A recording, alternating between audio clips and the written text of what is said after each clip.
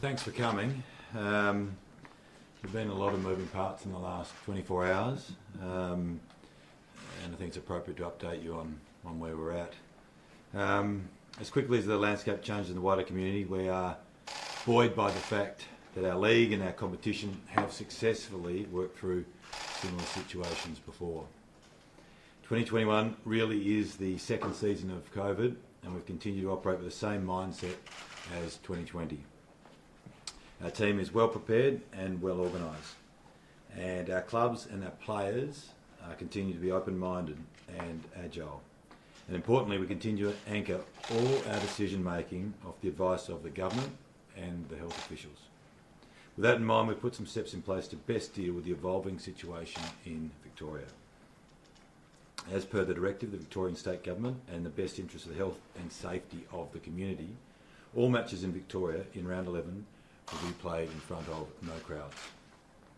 Matches will be undertaken with only players, coaches, umpires and essential match day staff in attendance.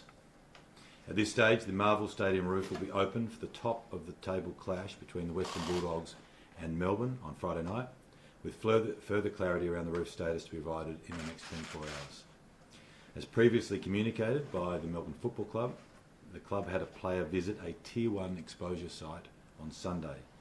Melbourne players and football department staff have today undergone COVID testing and will isolate until they receive a negative result.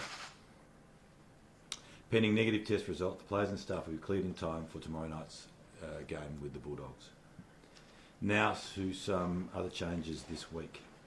The Gold Coast v Hawthorn match scheduled for TIO Stadium in Darwin has been moved to the SCG. The time slot Saturday, May 29 at 7:40 p.m. Eastern Standard Time will remain. This match has been moved due to quarantine requirements imposed by the NT Government.